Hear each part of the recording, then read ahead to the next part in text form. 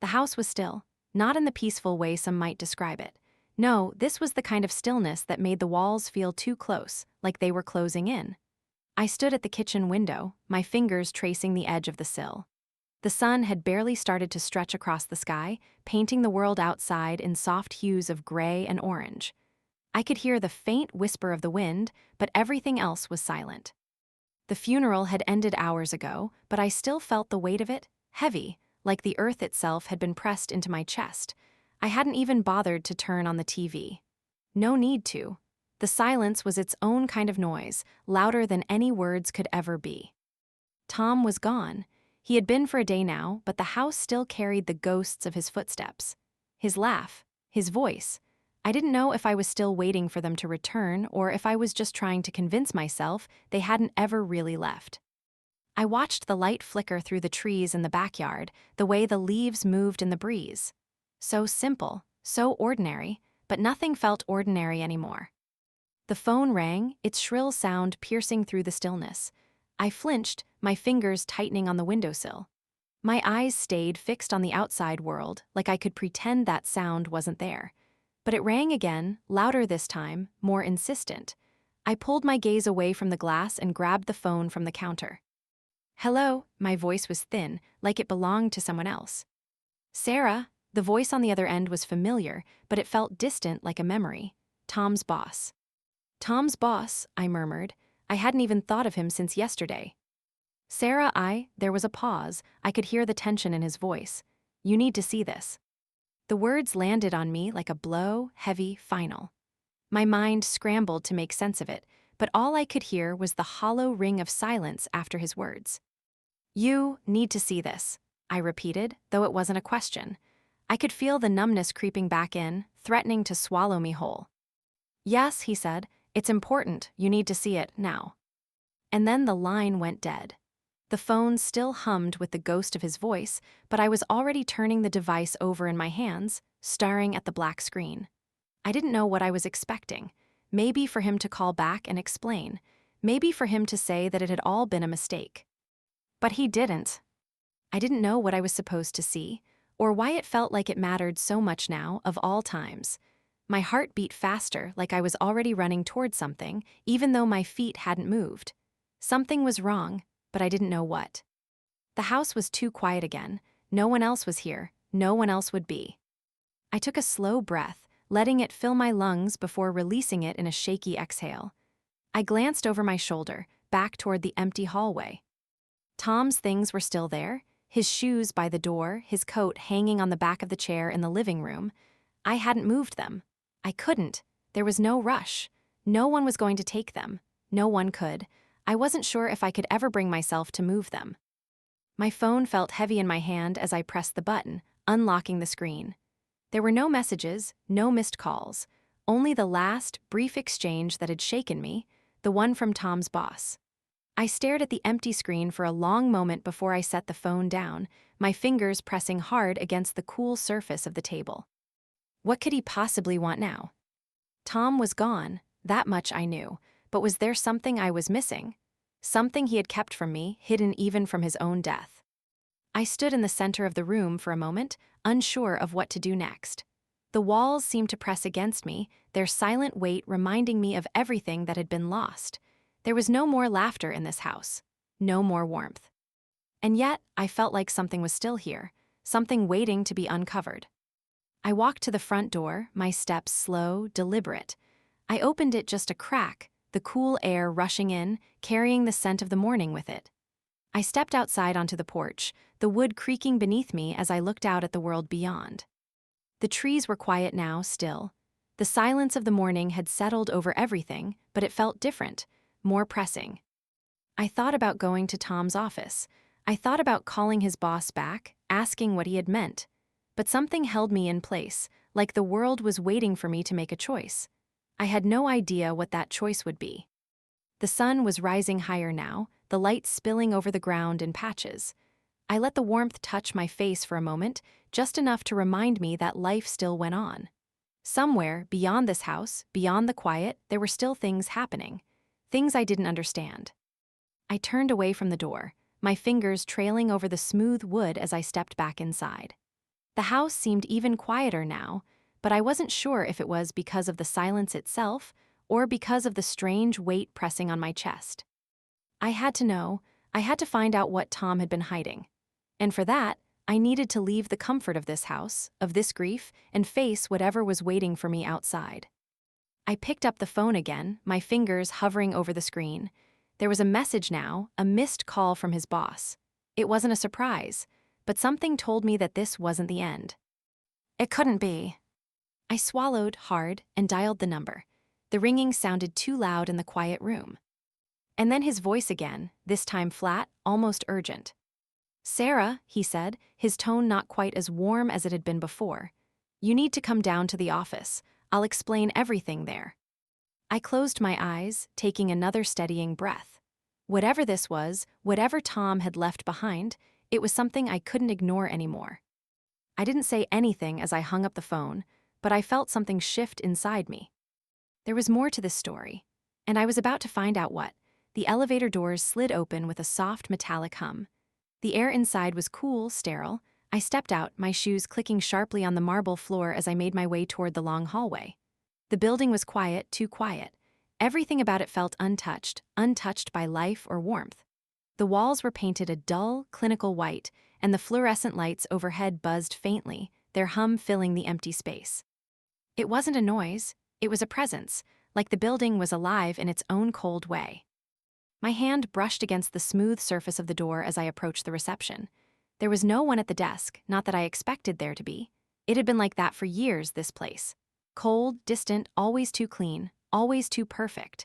I could feel my breath catch in my throat as I glanced around. This wasn't where I belonged. None of it was. Tom had always been the one who belonged here, the one who thrived in places like this, in this world where everything was precise and ordered. "Sarah." I turned toward the voice, startled. Robert, Tom's boss. He was standing in the doorway of a small conference room, his posture stiff, his face unreadable. His eyes scanned me briefly, and I couldn't tell if he was studying me or just waiting for me to speak. He motioned for me to follow him, and I nodded, stepping into the room with a strange, unsettling sense of inevitability. The conference room was dimly lit, the shadows creeping in from the corners, stretching across the long table in the center. A monitor on the wall flickered faintly, casting a pale glow. Robert's footsteps echoed as he led me to the table, his presence strangely imposing, despite his silence. I took a seat without thinking, my body sinking into the cold, unforgiving chair. He didn't say anything, just gestured toward the monitor. The screen came to life, the faint sound of a recording playing through the speakers. And then I saw it. There on the screen was Tom. Smiling, laughing, his face so familiar, so warm. But the person standing next to him was someone I didn't recognize, a woman. She had dark hair pulled back into a tight ponytail. Her eyes were bright, too bright, like she was the one who had filled his world instead of me. They were standing close, almost too close. Tom's hand was on her shoulder, his fingers resting lightly against her skin. I could see the way he looked at her. It was different from the way he looked at me. I couldn't breathe. The room seemed to close in on me, the walls pressing in, the hum of the lights louder now, drowning everything out. My fingers tightened on the edge of the table, the cool metal biting into my skin. The image on the screen seemed to blur, but it was still there, so vivid, so real. Robert was watching me, his expression unreadable. He didn't move, didn't say a word, he just let me watch. Tom had always been secretive about certain things, but this was different. Why hadn't he told me about her? Why hadn't he mentioned her, even once? We had been married for years, shared everything, or so I thought. I forced myself to look away from the screen, my gaze falling to the floor. The cold tiles beneath my feet seemed to stretch for miles, just as empty and cold as the room itself. I had never felt so small, so alone. Robert was still watching me, waiting for some kind of reaction, some sign of understanding, maybe, but I couldn't give him that. How could I? I didn't understand. None of this made sense. Why had Tom kept this secret? Why hadn't he trusted me enough to tell me? I opened my mouth to speak, but no words came out. The silence between us grew thicker, more oppressive with every passing second. I don't understand, I finally whispered, my voice trembling. Who is she? Why was she with Tom? Why didn't he tell me? Robert's gaze didn't waver. He didn't answer right away, just let the silence fill the room. Then, slowly, he stepped forward, his hands resting on the table. His face softened just a fraction, but the tension in his shoulders didn't ease. "Sarah," he said quietly, his voice carrying a weight I hadn't expected. "Tom, he was the man you thought he was." I flinched, the words striking me harder than I ever could have imagined. I had known Tom. I had known him better than anyone. Hadn't I? But now, it seemed like everything I thought I knew was falling apart, like it had all been a lie. I turned back to the screen, watching the woman laugh again, her smile so wide, so genuine. Tom's face mirrored hers, his eyes gleaming with something I couldn't recognize. The warmth between them was undeniable, a stark contrast to the coldness that had settled in my chest. Was I just a part of his past, a chapter he'd closed without ever saying goodbye? I couldn't take it anymore. The image, the silence, the room itself. I stood up abruptly, my chair scraping against the floor as I pushed it back. Robert didn't move, didn't try to stop me. He just let me leave. I stepped out into the hallway, my breath coming in sharp gasps. The walls felt like they were closing in again, the sterile lights above me making my head spin. I couldn't stay there. I couldn't be in that place, not with the questions swirling around me, not with the image of Tom and that woman burned into my mind. I walked quickly, my feet unsteady, the sound of my footsteps echoing against the empty walls. I needed to leave. I needed to breathe. But as I reached the elevator, I stopped, my hand hovering over the butt. There was one question that kept gnawing at me, one question that wouldn't let me go. Why hadn't he told me? The day had stretched into late afternoon by the time I left the building. The cold had followed me, clinging to my skin, lingering in the hollow places inside me. I barely noticed the passing cars, the people moving around me, their voices muffled in the distance. All I could think about was Tom. His smile, his laughter, and that woman, the one I didn't know, the one he hadn't mentioned. I drove home with my hands tight on the wheel, my knuckles white, the weight of the silence pressing down on me harder than ever. I didn't know where to go, what to do next. Everything felt off, out of place. The house, empty as it was where I found myself, my feet carrying me across the threshold without thinking. I had to figure this out. There was something more, something I wasn't seeing. It was as if the house itself was holding its breath, waiting for me to uncover whatever Tom had left hidden. I couldn't let it go, not yet. Not with this new piece of him, this secret, hanging in the air. The door clicked shut behind me, the quiet settling in once more. The house hadn't changed, but I felt different, displaced, like a part of me was missing. I dropped my bag by the door and stood there for a moment, my eyes wandering to the hallway that seemed to stretch endlessly before me. I hadn't been down to the basement in months, maybe even longer. But today I couldn't ignore the pull. Something about the house felt different. The air was thick with unspoken things, and there, just beneath the surface, was the certainty that there was more to discover. I took a slow breath, letting the stillness wrap around me. The stairs creaked beneath my feet as I made my way down, the soft thud of each step echoing in the otherwise quiet house. The basement door was half open, and for a moment I hesitated. There had always been a feeling about the basement, one I couldn't quite shake. It was where things that didn't belong seemed to gather, where Tom's old projects and unfinished plans were stored. But there was something else, a feeling I couldn't explain. The door creaked as I pushed it open. A faint smell of dust and old wood met me, but there was another scent underneath it, something faintly metallic. The basement was dim, only a small light above casting weak shadows across the floor. Boxes were stacked high, piled with things I didn't recognize anymore. Old files, forgotten decorations, forgotten pieces of life, Tom's life. I stepped farther in, my breath shallow. The light flickered overhead, casting strange shadows across the walls. And then my eyes caught on something, a door I hadn't noticed before. It was small, tucked into the farthest corner of the basement. It looked ordinary enough, the same wood as the rest of the house, but something about it felt wrong, like it didn't belong. It wasn't the kind of door you'd expect in a house like this, hidden, tucked away, like it had been forgotten. My heart quickened. I hadn't seen it before, or at least I hadn't paid attention to it. But now it felt impossible to ignore. I walked toward it, each step slow, measured, like I was stepping into something I couldn't escape. The door was locked, but the key, it was in my hand before I even knew what I was doing. I didn't remember taking it from my pocket, but it was there, cool against my skin as I turned it in the lock. The sound of the tumblers shifting was loud in the silence, like the house was exhaling a secret it had been holding for too long. The door opened with a soft creak, the hinges protesting, as though it hadn't been moved in years. The room beyond was dark, the shadows thick and heavy. I stepped inside, my pulse pounding in my throat, my breath catching in the stillness. I didn't know what I was expecting, but it certainly wasn't this. The room was small, barely enough space for a desk and a few chairs. The walls were lined with old bookshelves, filled with books I'd never seen before. Some of them looked new, their spines clean, fresh. Others were old, the edges worn and yellowing as though they'd been handled too many times. On the desk, there was a collection of papers, scattered in an almost deliberate disarray, and in the corner, a small, unmarked box sat on a chair, waiting.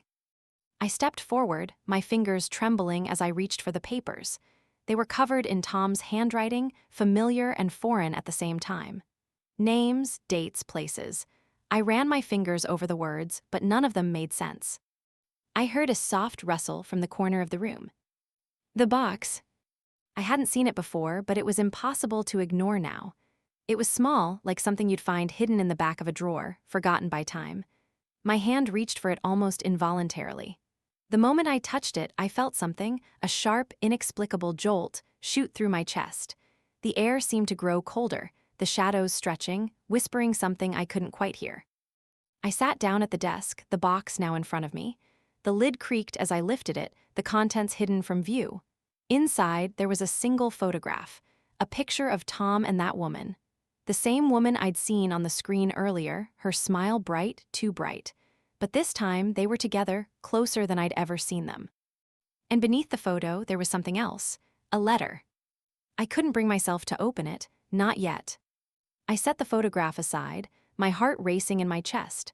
My thoughts were a tangle of confusion and fear. Tom had kept this hidden, all of it, and now it was mine to uncover. I stood up slowly, my eyes lingering on the letter. What would it say? What would it reveal? But I wasn't ready yet, not for this. The door creaked again as I stepped back into the hallway, the weight of what I had found settling on my shoulders like an old coat. I wasn't sure if I was any closer to understanding Tom, but one thing was certain.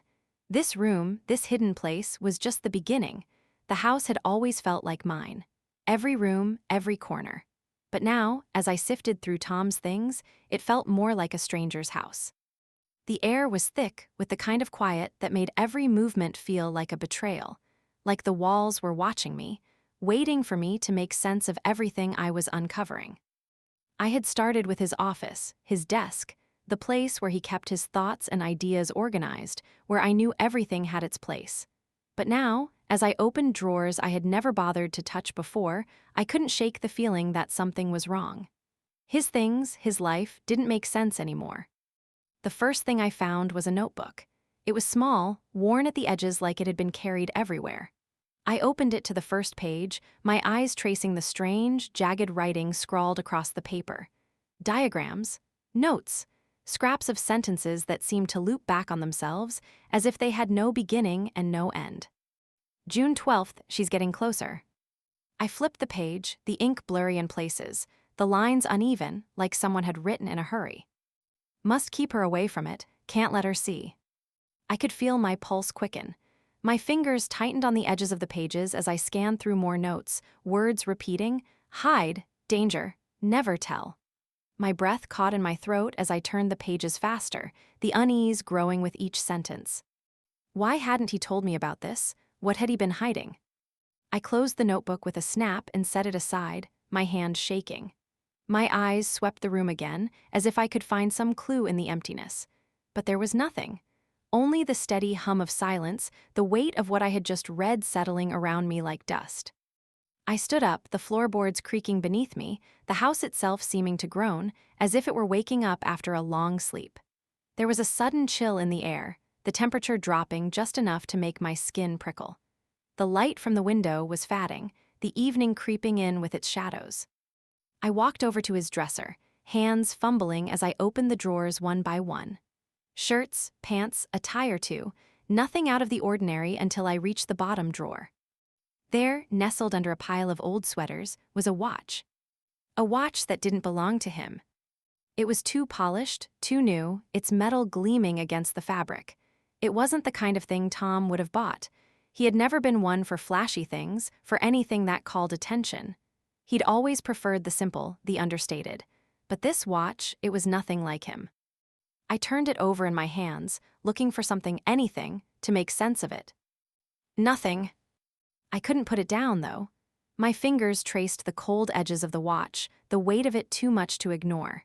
It felt like a piece of something, something I couldn't quite name, but it didn't fit with the rest of the life I thought I knew. I let out a long breath, trying to steady my racing thoughts. What was happening to me? Why was everything I touched, everything I uncovered, adding more weight to the questions that were already piling up in my mind? I turned away from the dresser, my gaze flicking toward the corner of the room where a small ticket stub sat, half hidden beneath a stack of books. It was old, the edges curling, the ink faded from years of being buried under other things. I picked it up and read the words scrawled across it. The Hidden Garden, 8:00 p.m. I didn't recognize the name. I couldn't even remember ever hearing him mention it. The Hidden Garden. Where was that? Who had he gone with? I felt the walls close in around me. The house was breathing. The air was too thick, too heavy. Every creak of the floorboards beneath my feet seemed louder than before, echoing with a weight that made my chest tighten. I had known this house. I had known every corner, every crevice. But now it felt unfamiliar, as if it had changed overnight. The shadows seemed darker. The walls felt closer. The silence was more oppressive. I could hear the whispers. The house was whispering to me. The house had always been quiet. But now the stillness felt different.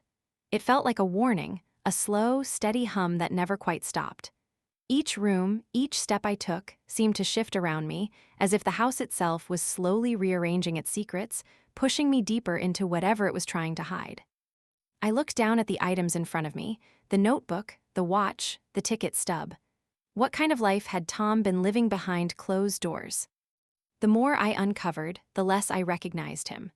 This version of Tom, the one that didn't fit, the one with secrets I wasn't meant to know, wasn't the man I had spent my life with. But how could that be? How could I have lived with him for all these years and never known the truth? The house groaned again, a deep, echoing sound that made my skin crawl. The walls seemed to close in tighter, the floor beneath me creaked louder, and I realized in that moment that the house wasn't just quiet, it was waiting. Waiting for me to uncover something else. Something that would change everything. The clock on the wall ticked steadily, but the sound felt far away, as if it were coming from another room entirely. The house was dark, the only light coming from a small lamp on Tom's desk. I sat there, my hands trembling as they sifted through the stack of letters. Some were bills. Some were old bills, long past due. There were envelopes with the logos of places I didn't recognize, their contents long forgot. I wasn't looking for anything in particular, but I couldn't stop. I had to keep moving, had to keep searching, as if finding something, anything, would help me make sense of this world that had suddenly become so alien. I hadn't meant to open the drawer that night. I hadn't meant to go this far. But the quiet was unbearable, and every unanswered question seemed to grow louder. I was halfway through an old box of papers when I saw it. A letter. Simple, folded neatly in half, its edges frayed, the paper yellowed with age. It was wedged between two manila folders, tucked so far back in the drawer I almost missed it. It had his handwriting on the front, his familiar, looping script, Tom's handwriting. My breath caught in my chest, but I didn't move. The letter was addressed to me. I stared at it for a long time, my fingers hovering over the paper. I don't know what I expected it to say. I don't know what I was hoping for, but I couldn't ignore it. I couldn't leave it here, buried in the drawer, forgot. Slowly, I picked it up and unfolded it, the paper cracking softly in the stillness. The words were simple, hurried, but they hit me like a punch in the stomach. I've made mistakes. You'll never forgive me, but I need you to know that I love you. This might be the last time I can tell you. The words blurred before my eyes, the ink smudging into a puddle of black and blue. I blinked, hoping that the page would clear, that the letter would make sense. But it didn't.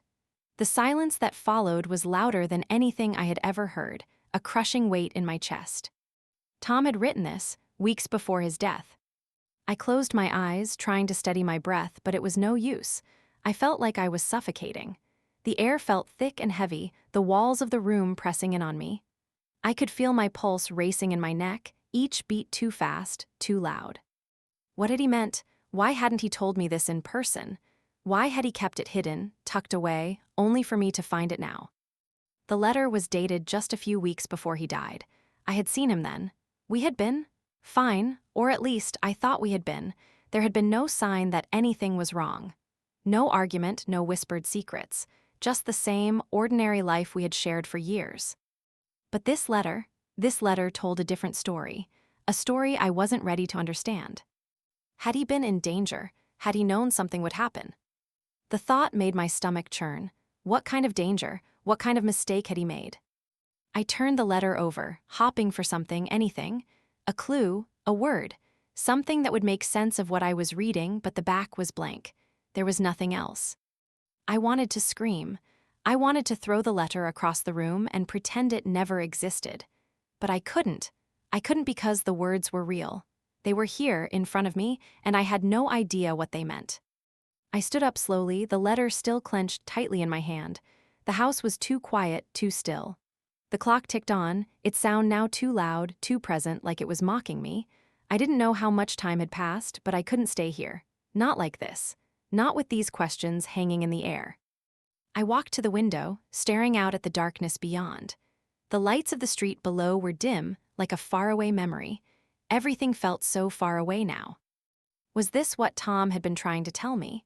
Was this the message he had left behind, hidden in a drawer, waiting for me to find it? The letter felt heavier in my hand, the weight of it pulling at me, making it impossible to breathe. I pressed it to my chest, like I could keep it close, like I could somehow make sense of it if I held it long enough.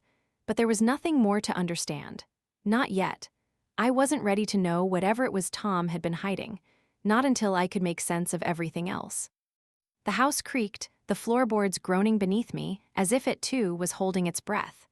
I could feel the weight of it all, the pressure building, the silence closing in. I looked down at the letter again, my fingers trembling as I unfolded it once more. But this time, it didn't bring the same clarity I had hoped for. There were no answers here, only more questions.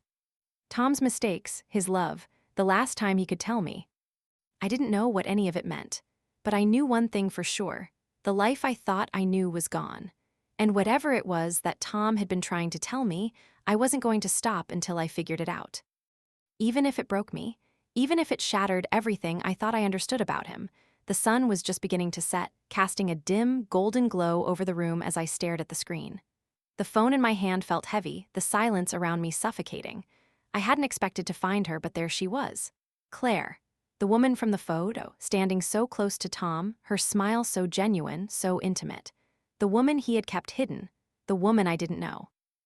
I had tracked her down through social media, following the breadcrumb trail of old connections, mutual friends, distant comments.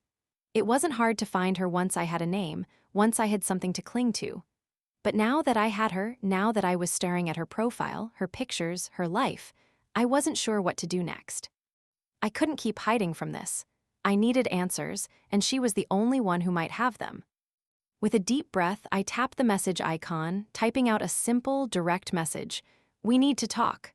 I hesitated, staring at the blinking cursor before hitting send. The message was sent, and now there was no going back. She responded an hour later. "I'm free tomorrow, let's meet." The words were brief, but I could feel the walls she had built around herself in every letter. She was guarded, cautious, and I didn't know if that meant she was hiding something, or if she was simply unwilling to face whatever past had been unearthed. When I arrived at the cafe the next afternoon, my heart pounded in my chest. The place was small, quiet. The kind of cafe people used for quiet conversations or long afternoons of thinking. I wasn't sure if I was the one who was thinking, or if I was waiting for her to give me the answers I had been chasing for weeks. I spotted her as soon as I walked in. She was sitting by the window, her posture stiff, her hands wrapped around a cup of coffee. She didn't look up as I approached, didn't acknowledge my presence. I stood there for a moment, unsure of what to do. But then she finally looked up, her gaze sharp, intense. She didn't smile. Sarah, she said, her voice low, almost hesitant. She stood up as I sat down across from her. Her eyes flicked to the door, the window, like she was calculating something. We both sat in silence for a moment, unsure of how to begin. I took a slow breath, the weight of her presence pressing down on me. "Why didn't he tell me about you?" I asked, my voice quieter than I had intended. The words came out sharper than I expected, but they were true. Claire shifted uncomfortably in her seat, her eyes darting to the side. She wasn't looking at me anymore, but at something far off in the distance. Something that didn't seem to exist in this cafe. "He didn't want you to know," she said, her voice steady, but there was something off about the way she spoke. Like she was telling me just enough to make me listen, but not enough to make me understand. "Why?" I pressed, leaning forward, desperate for some sort of clarity. She swallowed, her fingers tightening around her cup, and finally, after what felt like an eternity, she looked at me, really looked at me. "Tom wasn't the man you thought he was," she said softly. My chest tightened and I leaned back in my chair. There it was, the phrase I had been expecting, the one that had been haunting me since I found the letter, since I saw the picture of them together, laughing, too close. "Tell me what he was, then." The words left my mouth before I could stop them. I needed to know, needed to understand why everything I thought I knew was suddenly being pulled out from beneath me. Claire hesitated. Her eyes flicked to the window again, the edges of her lips tight. Tom wasn't just your husband," she said, her voice trembling slightly.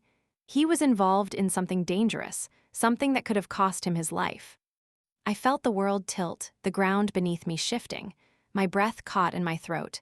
The air seemed to leave the room, replaced by the weight of her words. Dangerous? Tom, what had he been involved in? "What do you mean?" I asked, my voice barely above a whisper. My hands were shaking, but I couldn't stop them. I couldn't stop the flood of questions crashing over me. Claire took a slow sip of her coffee, her eyes now focused on the table, avoiding my gaze. "I don't know all the details," she said, her voice tight. "But Tom was trying to protect you from something. He never fully explained it to me, but I knew he was deep into something he couldn't get out of, and it caught up with him." The words hit me like a punch. My head spun, my vision blurred. I could feel the room closing in on me, the quiet hum of the cafe growing louder, filling my ears until it was all I could hear. The sound of my heartbeat, the rush of blood in my temples. "Why didn't he tell me?" The words slipped out before I could stop them. Claire looked up, her eyes locked onto mine, her gaze steady, unwavering. "Because he was trying to protect you," she repeated. "He knew something was coming, but he didn't want to drag you into it. He loved you too much for that." The silence between us stretched long, heavy. I could feel the weight of everything in that moment, the secret Tom had carried, the life he had hidden from me. "I think Tom knew he couldn't get out of it," Claire continued softly. "I think he knew it was only a matter of time before it caught up with him, but he didn't want you to be scared. He didn't want you to hate him for the things he'd done." I felt the air leave my lungs. I didn't know what to say. I didn't know what to think. Tom had kept this secret for so long, and now, with Claire's words hanging in the air, everything I thought I understood about our life together seemed to dissolve. "How deep did his secrets go?" I asked, my voice a whisper, the question hanging in the silence like a ghost. Claire's eyes flicked to the door, her hands clenched around her coffee cup. "Deeper than you think," she said, her voice distant, as if she were speaking to someone far away. And then, just like that, the veil lifted. But the truth it revealed wasn't something I was ready to see. The ground beneath me had shifted, and I wasn't sure where I stood anymore. The days blurred together in a haze of half-thoughts and unanswered questions. I couldn't sleep, couldn't think straight. The world felt like it was spinning around me, and I was stuck in the center, dizzy, unable to stop it. I went through the motions of the day, waking up, eating, dressing, but none of it felt real. Not anymore. I kept going back to the places where Tom had been, the places that held echoes of him. His favorite cafe, the quiet park bench by the river, the bookstore where he had spent hours lost in books and plans. Each place felt familiar, but distant, like visiting someone's memory rather than a part of my life. I'd sit at the cafe, nursing a cup of coffee until the bitterness of it made my stomach turn.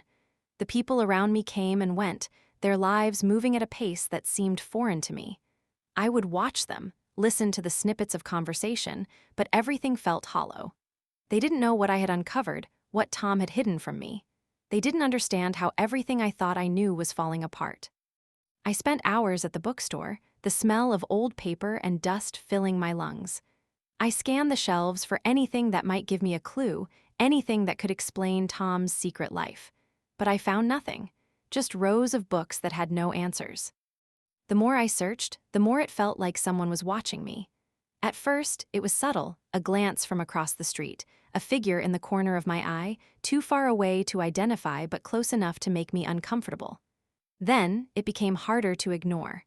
The feeling of being followed, of being watched, crept into every corner of my life. I would turn a corner and catch a glimpse of someone just out of reach. I'd walk down a street and feel the hairs on the back of my neck stand up, the undeniable sense that someone was behind me. But when I looked over my shoulder, there was no one there.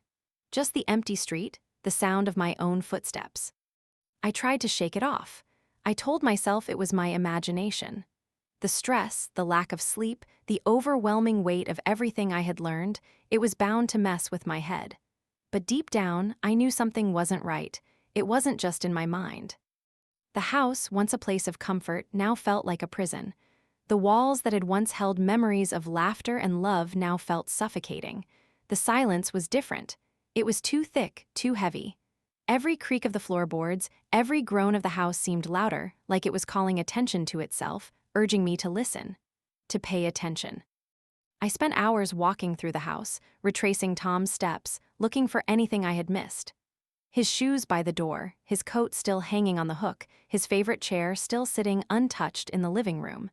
Everything was exactly as it had been, and yet it felt wrong. As though the house was pretending to be what it used to be, hiding the truth beneath its familiar walls. I would open the door to his study and stand there for a long time, staring at his desk, the place where he had spent hours writing, planning, working. The papers I had found, the notes, the ticket stub, all of it sat there, mocking me. What was I missing? What had I failed to see? The more I dug, the more I began to feel like I was uncovering something that wasn't meant to be found. Like someone was waiting for me to find it, waiting for me to uncover the truth. I had to know, I couldn't stop. I had to know what Tom had been involved in, what kind of life he had been living behind closed doors. The questions gnawed at me, relentless and cruel. It was late one night, after I had returned from another long, fruitless search, when the feeling of being watched hit me harder than ever. I had just entered the house, the door clicking shut behind me, when I felt it, a presence, just out of sight. My heart raced as I turned quickly, expecting to see someone standing behind me. But again, there was nothing. The air in the house felt different.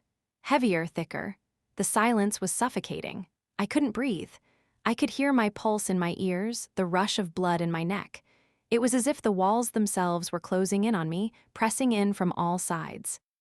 I stood still for a long time, trying to shake the feeling, trying to convince myself that it was nothing, that I was imagining things. But the longer I stood there, the more I realized I wasn't imagining it. Someone was out there. Someone was watching me. I walked through the house, checking every room, every shadow, every corner. But there was no one, just the quiet hum of the refrigerator, the soft creak of the floorboards. No one. I wasn't sure if I felt better or worse for not finding anything. The house was still, but it wasn't empty. It never was. I couldn't escape the feeling that something or someone was just waiting for me to uncover the truth, waiting for me to make the next move. And the more I searched, the more it felt like I was walking into a trap. Like the deeper I went, the less I understood, and the more dangerous it became. I had no idea what was out there or who, but I couldn't stop. I couldn't turn back. The walls of the house seemed to grow closer, pressing in, urging me to keep going. And I couldn't shake the feeling that someone, somewhere, was waiting for me to uncover the truth. But was it real, or was I just imagining it? The phone rang late in the evening, its shrill tones slicing through the silence of the house. I froze, my heart pounding in my chest. It was a private number. I didn't recognize the area code, but I couldn't shake the feeling that I was supposed to answer it, that I had no choice but to. I grabbed the phone, my fingers trembling as I pressed it to my ear. "Hello," my voice sounded small in the darkness, fragile, like it was afraid to fill the empty space around me. The voice on the other end was distorted, faint, as though it had been altered or masked. A low hum, like the sound of static, crackled through the line, distorting the words that came next. But I could still hear them. I could still feel the weight of them. I know what happened to Tom. My breath caught, my pulse surged. The air in the room felt thick, suffocating. My mind raced, trying to process the words. What did they mean? How could they know? "Who is this?" I asked, the question falling from my lips before I could stop myself. My grip on the phone tightened, as if I could hold on to whatever thread of control I had left. The voice didn't answer right away. Instead, there was a pause, a long, unsettling silence, the kind of silence that made the air feel too heavy to breathe. "I can't say over the phone," the voice finally replied, its tone low and cold. "But if you want answers, if you want to know what happened to him, you'll need to meet me." A chill ran down my spine, and I almost dropped the phone. Meet them? Who were they? How did they know anything about Tom? "Where?" I asked, my voice trembling. I couldn't stop myself. I needed to know. "An old warehouse," the voice said, almost casually. "On the outskirts of town. You'll know the place. It's where you'll find the truth." The line went dead before I could say anything else, the sharp click of the phone disconnecting echoing through the empty house. I stood there, the phone still pressed to my ear, staring at the darkened room around me. The silence felt oppressive, like the walls were closing in. The weight of the words hung in the air, thick and suffocating. I didn't know what to think. I didn't know who had called or why.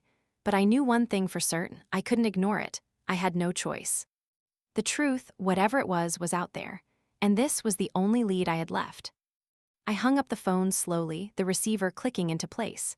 My hands shook as I set it down on the counter, my mind racing. The warehouse, I knew the place. It was on the outskirts of town, just past the old industrial district, an area I'd always avoided.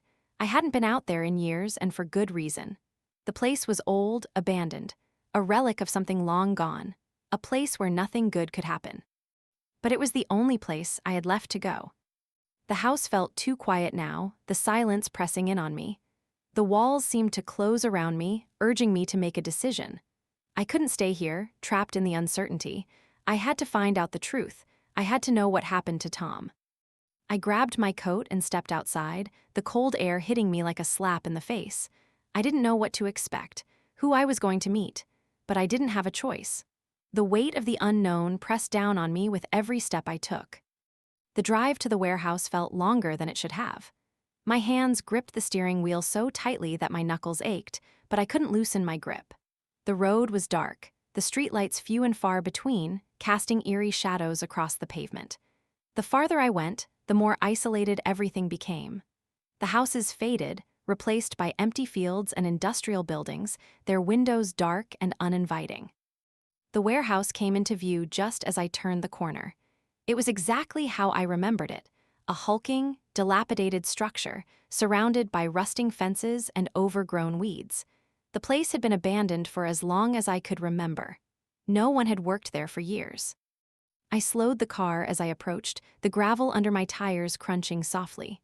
The warehouse loomed ahead, dark and silent. I parked at the edge of the lot, just out of view from the main entrance, my breath shallow as I sat there for a moment, staring at the building. I didn't know who I was supposed to meet. I didn't know what kind of person would be waiting for me inside. But I knew that I couldn't turn back. Not now, not when the truth was within reach. I stepped out of the car, the cold night air biting at my skin, and walked toward the entrance. The warehouse loomed before me, its broken windows staring back like empty eyes. I hesitated for a moment, the weight of uncertainty pressing on my chest. But then I pushed the door open, the rusted hinges squealing in protest. Inside, the air was stale, heavy with dust and the scent of old wood and rust. The only sound was the faint echo of my footsteps as I walked through the vast, empty space. The light from the moon filtered through the broken windows, casting long, jagged shadows across the floor. I called out, my voice breaking the stillness. "Hello." No answer.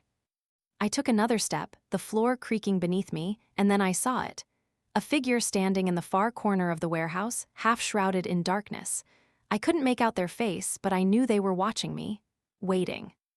"Sarah," the voice came again, distorted, like it had been altered on purpose, like the phone call. "You came." I swallowed hard, my heart racing. "Who are you?" I asked, my voice barely above a whisper. The figure stepped forward, and as they did, the shadows seemed to shift, revealing a face I recognized.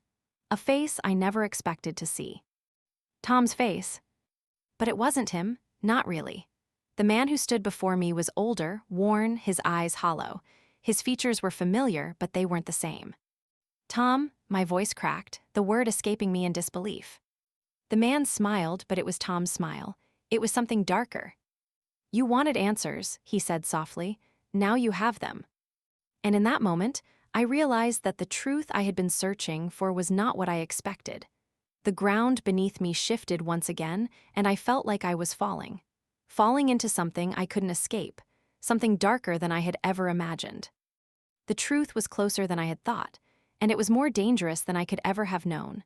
The warehouse was exactly as I had left it, dark and cold, its silence pressing down on me like a weight I couldn't shake. I stepped inside again, the door creaking shut behind me with a finality that made the hairs on the back of my neck stand up. The feeling from the phone call, the distorted voice, was still fresh in my mind. "You'll know the place. It's where you'll find the truth." But now, standing here alone, the truth felt like something just out of reach, hiding in the shadows, teasing me. I called out once more, my voice bouncing off the cold, empty walls. "Hello." My voice sounded weak in the vast, empty space. No response. I walked further into the warehouse, my footsteps echoing as I moved across the creaky, uneven floor. There was no sign of the figure from before, no shadow moving in the distance. No one had been waiting for me. I stood there for a while, trying to quiet the thoughts that were racing through my head. Who had called me? Who was supposed to be here? The fear I'd felt at first had turned into something else: frustration, confusion, a deep, gnawing unease that I couldn't shake. Why had I come all this way, only to find this place empty? Hours passed. I sat on the dusty floor, my back against the wall, waiting. But the only thing I could hear was the hum of silence, pressing in, suffocating. My phone vibrated in my pocket, but I didn't bother to check it. My mind was too consumed with the unanswered questions, the missing pieces. What had Tom been involved in? What was all this? Just as I was about to leave, the weight of failure heavy on my shoulders, something caught my eye, a glimmer in the corner of the room. It was faint, just a flash of light reflecting off the floor. My heart skipped a beat. I stood up quickly, brushing the dust from my hands, and walked toward the spot where I had seen the glimmer. It was near the far end of the warehouse, where the shadows were deeper, the air heavier. I bent down, squinting, and saw it, a small, rectangular indentation in the floor. A trapdoor, barely noticeable unless you were looking for it.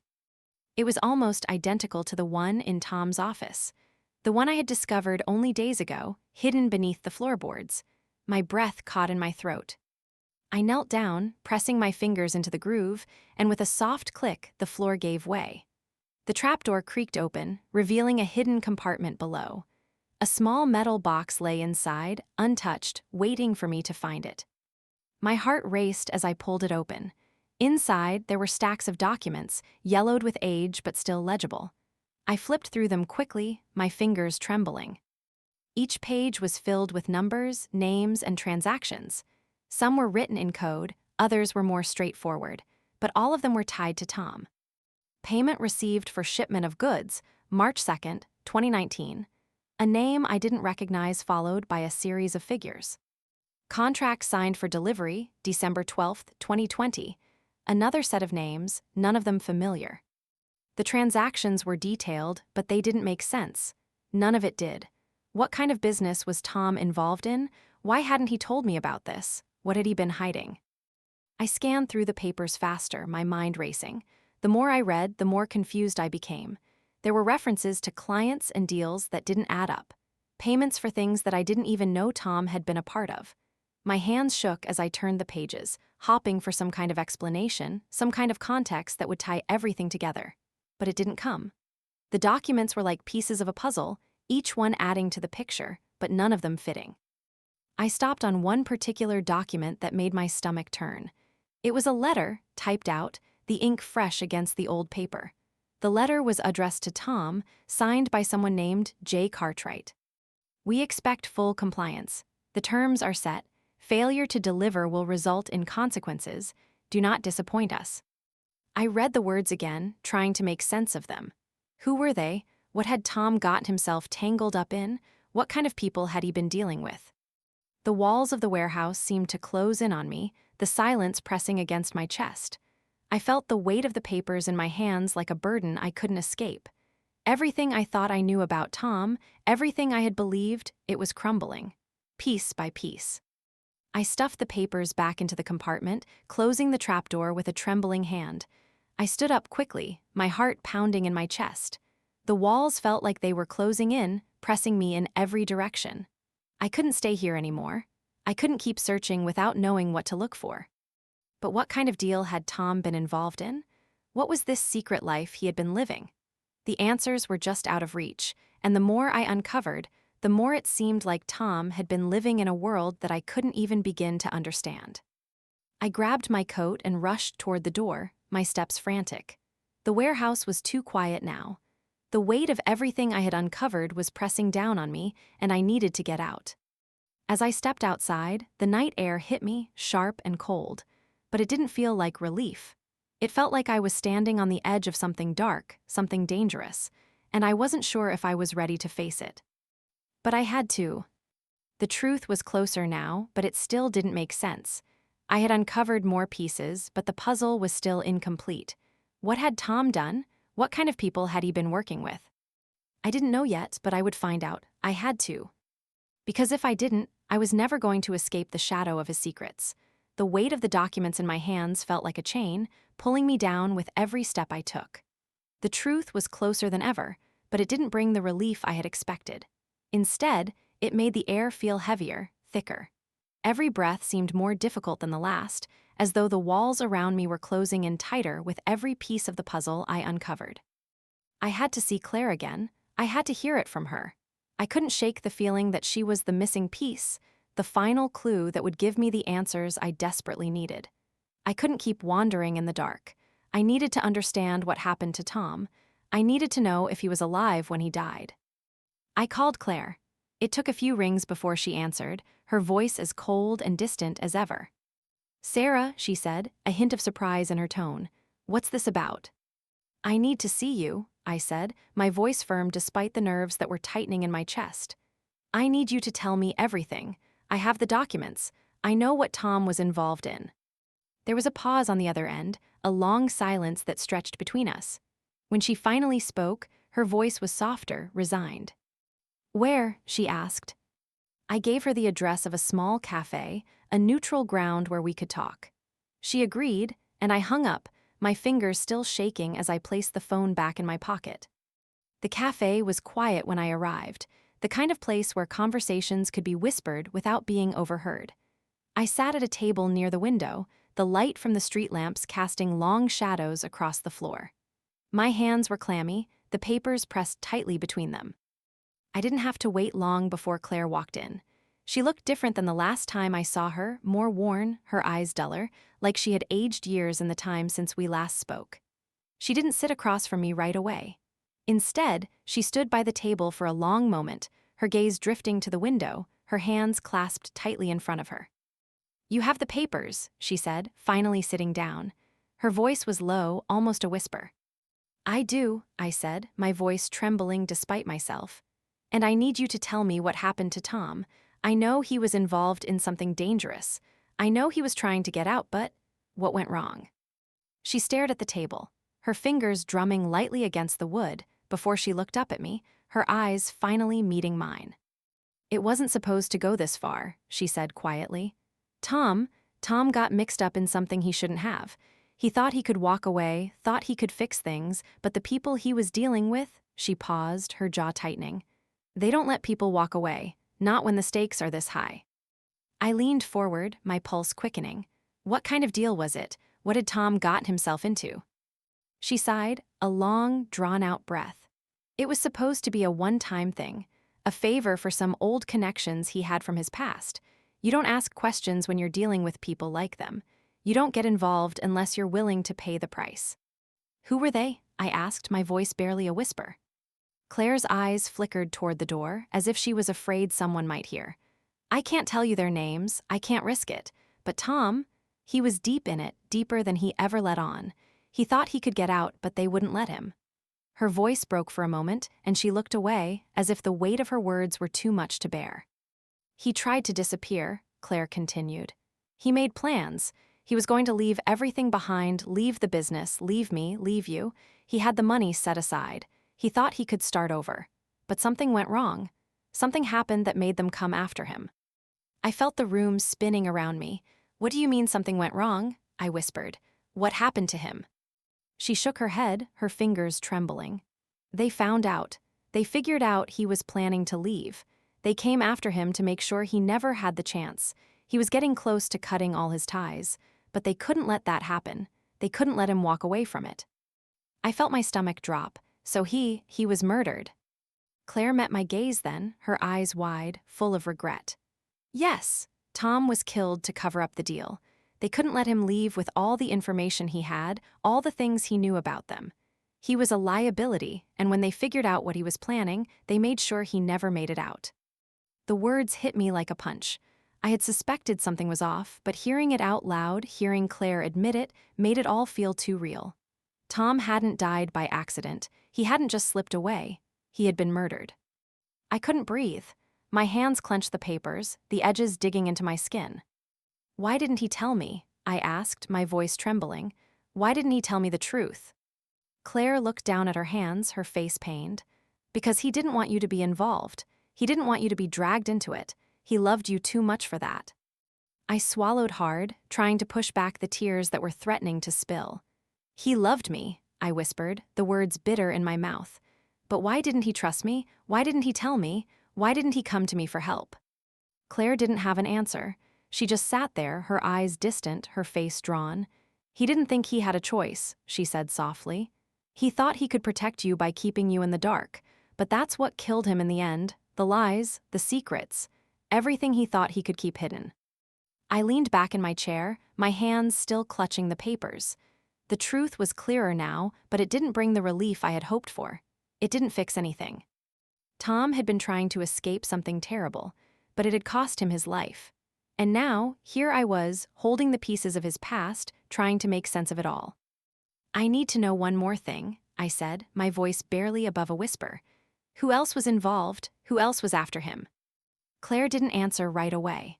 She looked at me, then glanced at the door, her eyes filled with a deep, unspoken fear. Their reach is far, she said quietly, her voice shaking. You have to be careful, Sarah. They won't stop. They'll come after anyone who knows too much, including you. I stood up, the weight of everything Tom had hidden pressing down on me, suffocating me. The truth was out, but it was a truth that had come at a terrible cost.